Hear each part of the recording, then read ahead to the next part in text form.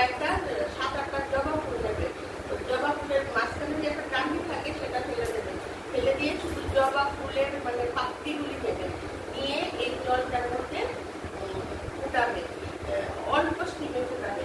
তো ফুটালে কি হয়, তো দেখবে জবা ফুল থেকে একটা কষ্টি কষ্টি কালো কালো বের হয়। ওই যে কষ্টি কষ্টি কালো কালোটা বের হয় সেটা কিন্তু আমাদের চুল যাদের কালো মানে অল্প বয়সে বা বৃদ্ধ বয়সে যারই হোক সাদা হয়ে যাচ্ছে, এটা কিন্তু উপকার। এই জবা ফুলের এই জলটা থেকে কষ্টটা বের হবে।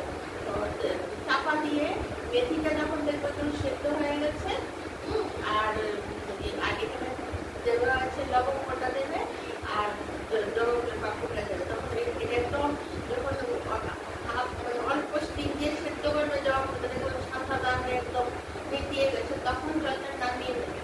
নামিয়ে নিয়ে তারপর ঠান্ডা করে তখন এই জলটা আছে না, সেটা ফ্রিজের মধ্যে 4-5 দিন রাখা যায়। সেটা চুলের মধ্যে এরকম তেল যেভাবে দেয় এভাবে দিলে তোমার এই জলটা থেকে কি হবে যেন